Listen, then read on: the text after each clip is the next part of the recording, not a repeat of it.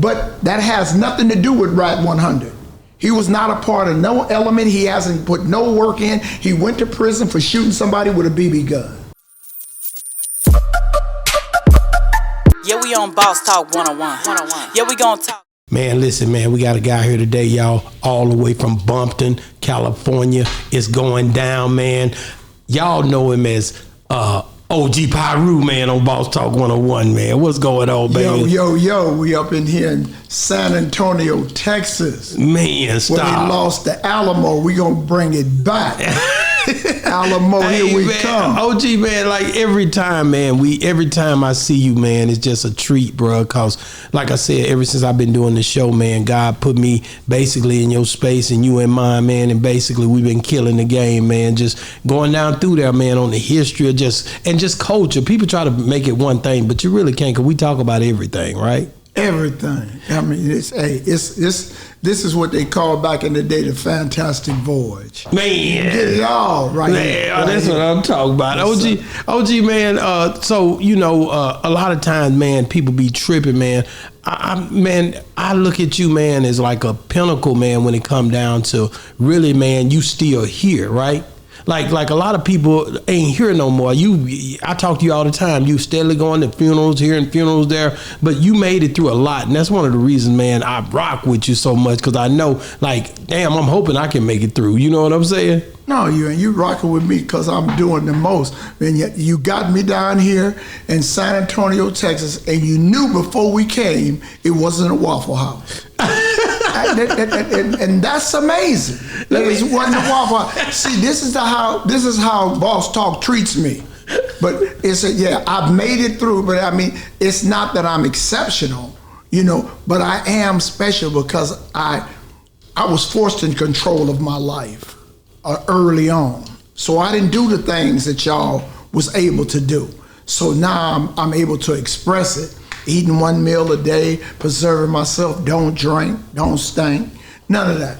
So that's I'm just saying. And then when you would get these new guys that feel like they got it all and know it all, but you know, we'll work on them too.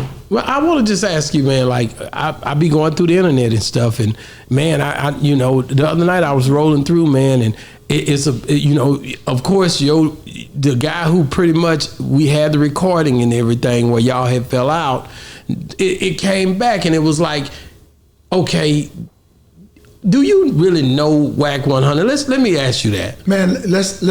Have you ever met him? Yes, I met him twice. And this is what you did when they talk about a liar can never say the same thing twice. The first time I met him was the Drake and Game video over in my mother's in my brother's neighborhood in Cedar Block. Okay. And he looked like a surfer at that time. And Game and one of the other little homies got into a little altercation. And Rat 100 seen the gun and broke off and ran. But he was real nice then. So we go back, he was the interview you're talking about. He expresses that nobody knew anything about me from 2000. Well, nobody knew anything about him until 2000. He didn't come on death row until 2003, as I understand it.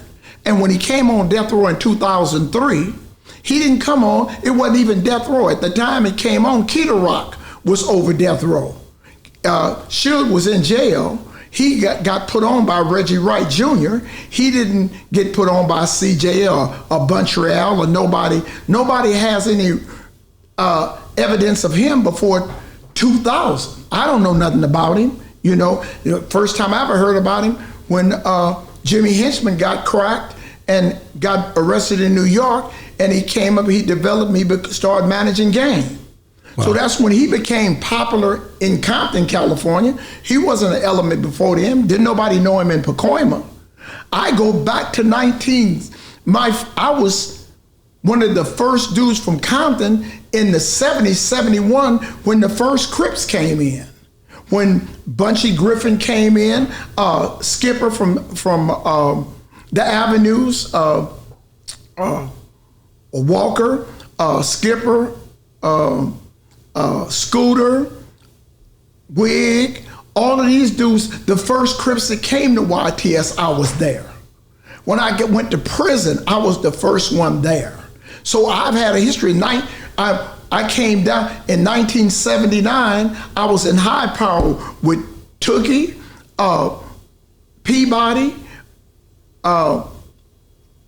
Hoover Gooch, Doc Holliday, Ray Browning, Skid Row Slasher, Bobby Joe Maxwell, Bittaker, a host of murderers. So I had a history. I came down from prison, and when I was in 1750, the lieutenant came and asked me and Peabody that they needed us to go to another module because the bounty hunters had caught a case, and it was like 9 or 10 bounty hunters. They had 4,800. They had a whole Crip module.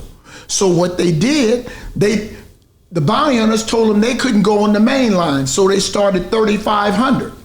Peabody said he wasn't leaving 1750, the high power. I wanted to get out to the main line. So I went over to 3,500. Me, Gangsta Blood, Michael Roselle, Kevin Dykes, and the other 9 was the first 9 bounty hunters in the Hawkins murder. So this is in the 80s. And then we gets to 86, 87. I was in 4,300. The names that he's rattling about, Little Man, and I was on Baker 4 with Little Man for 2 years.